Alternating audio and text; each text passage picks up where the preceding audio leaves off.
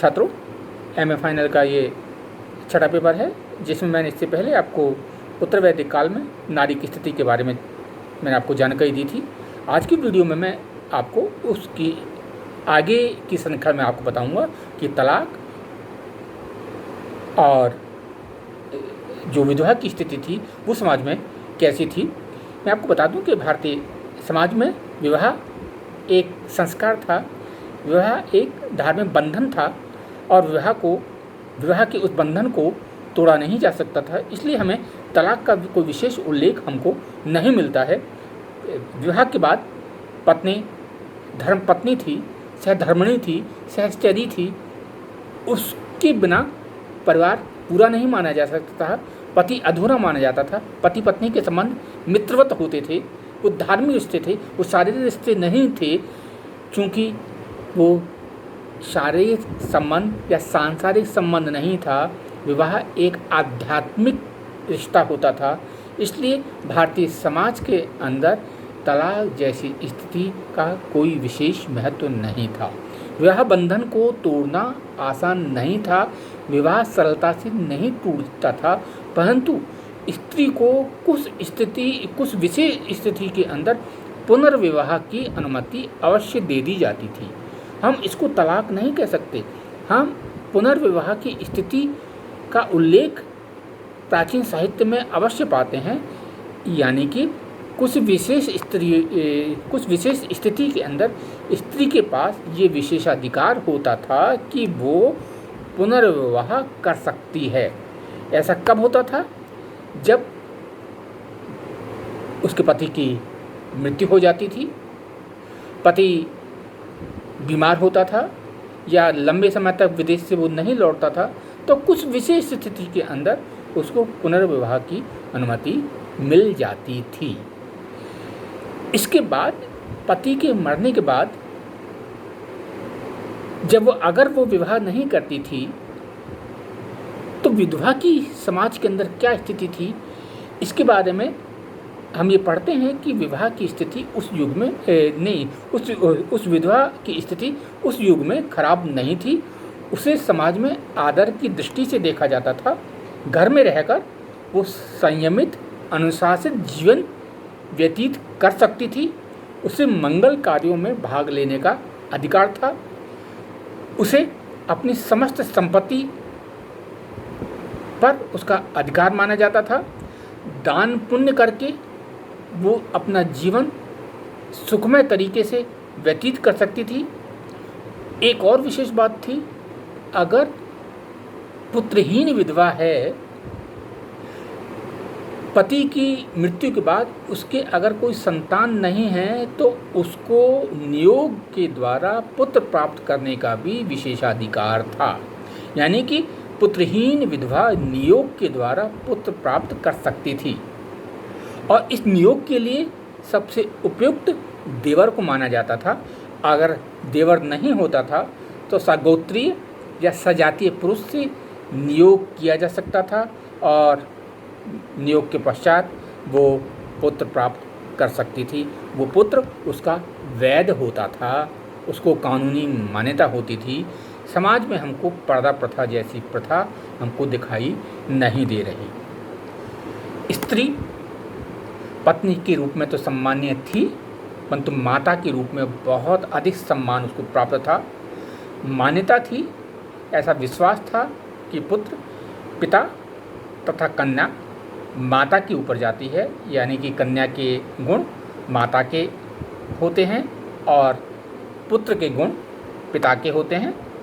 किंतु कन्या के अंदर या संतान के ऊपर चरित्र निर्माण का जो दायित्व होता है वो माता का ही होता था। यानी कि चरित्र निर्माण का मूलाधार माता को ही समझा जाता था। माता पद की ये प्रतिष्ठा हमको भारत में माता की उच्च स्थिति की सूचना देती है। स्मृति काल में हमको बहुत से ऐसे उदाहरण देखने को मिलते हैं जिसमें नारी के सम्मानपूर्ण जीवन की हमको जानकारी मिलती है।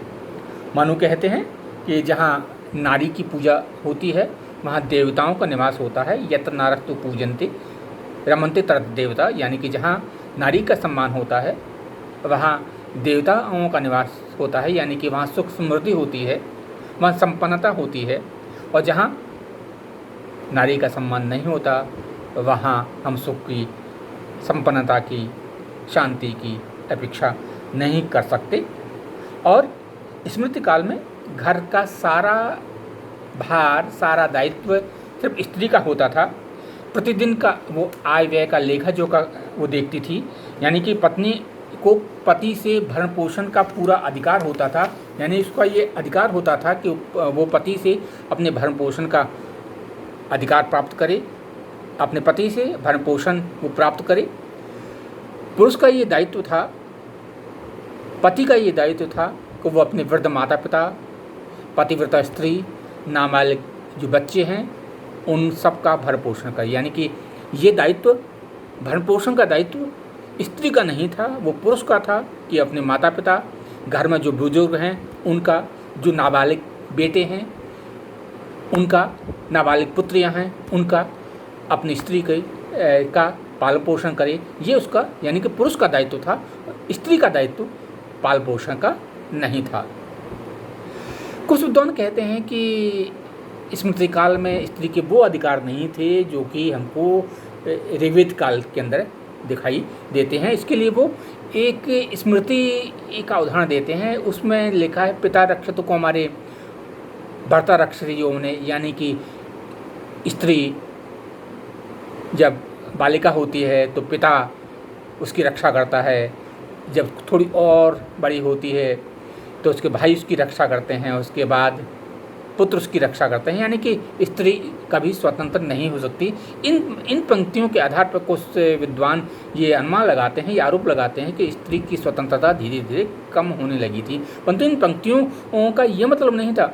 इन पंक्तियों के माध्यम से पुरुष समाज को ये एहसास कराया जाता था कि स्त्री के प्रति वो अपने दायित्वों का निर्वहन करे, क्योंकि वो संपूर्ण रूप से पुरुष के ऊपर निर्भर होती है। इसलिए पुरुष का दायित्व है कि जीवन के हर काल में वो उसके मान सम्मान की रक्षा करे, चाहे वो पिता के रूप में हो, चाहे वो भाई के रूप में हो, चाहे वो पुत्र के रूप में हो, किसी भी रूप में उसको, उसका ये दायित्व होता है कि वो अपने जो स्त्री समाज है उसकी रक्षा का दायित्व वो अपने ऊपर ले। यानी कि आपत्तियों के समय नारी की रक्षा का दायित्व पुरुष का माना गया है। हम कह सकते हैं कि महाकाव्य काल तक आते आते नारी की स्थिति के अंदर कोई गिरावट हमको दिखाई नहीं दे रही है।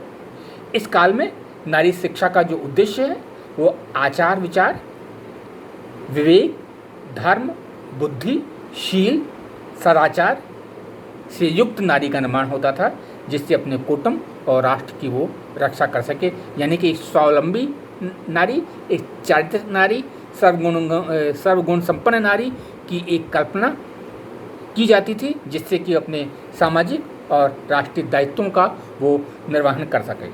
महाकाव्य काल में भी हमको सह शिक्षा दिखाई देती है, यानी कि गुरुकुल में हमको छात्र और छात्राएं एक साथ पढ़ते नजर आते हैं। लवकुश के साथ, यानी कि राम के जो पुत्र थे लव और कुश के साथ आत्रेयी, गांधारी एक साथ थे। दूसरी बात, हमको आत्रेयी के बारे में हमको मालूम पड़ता है कि वेदांत में वो प्रवीण थी, गांधारी अर्थशास्त्र में प्रवीण थी, कुंती जो अथर्ववेद था उसमें उसकी वो विद्वान थी, तारा मंत्रों की ज्ञाता थी। द्रौपदी के द्वारा भीम और युधिष्ठिर के प्रति जो वचन कहे गए थे, चीरहरण के समय जो कृष्ण का जो वो आह्वान कर रही हैं, उससे ये बात सिद्ध होती है कि उस युग में नारी सुशिक्षित थी, वो पंडिता थी और वो इतनी साहसी भी थी कि भरी सभा के अंदर वो पुरुष को उसके पुरुषार्थ की चुनौती भी देती थी। वो उसकी अपेक्षा करती थी कि भरी सभा में पुरुष का दायित्व है वो नारी के सम्मान की रक्षा करे। तो उस युग के अंदर हमको ऐसे कई उदाहरण हमको देखने को मिलते हैं जिसमें हम ये दावे के साथ कह सकते हैं कि नारी काफ़ी सम्मानित थी, वो इतनी साहसी थी कि भरी सभा में पुरुषों को वो चुनौती दे सकती थी। जो महाकाव्य काल में है उसमें हमको नारी ललित कलाओं के अंदर प्रवीण दिखाई देती है। राजा विराट ने अपने बेटी उत्तरा के नृत्य के प्रशिक्षण के लिए पुरुष को यानी कि अर्जुन को नियुक्त किया था। इन कलाओं को यानी कि जो नृत्य संगीत की कला होती थी उसको गंधर्व कला कहा जाता था, और इस कला के अंदर जो पारंगत नारी हो जाती थी उसको सर्व गंधर्व दर्शना नारी कहा जाता था। यानी कि कला के अंदर नृत्य और संगीत के अंदर जो दक्षता प्राप्त कर लेती थी उसको सर्व गंधर्व दर्शना नारी कहा जाता था।